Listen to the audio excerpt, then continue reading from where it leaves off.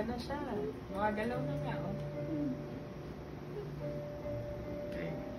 Ito yung head niya. Body, legs, arms.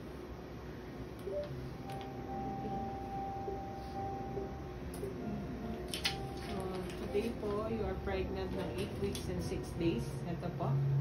Yung size ni baby nasa 21.8 mm.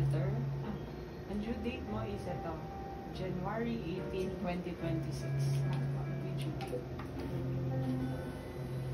Cute siya, mukhang gummy bear. Tapos ito pong gumagalaw na to, ito yung heartbeat niya. Yung parang may nagpo-pulsate po sa araw na.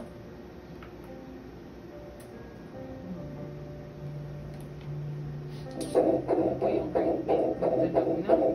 Bilis. Normal naman po para sa Ah. fetus, ganun kaliit. Ay, kabilis.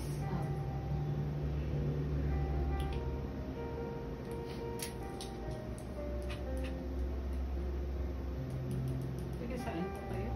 Wala ka sakit kita. Titan.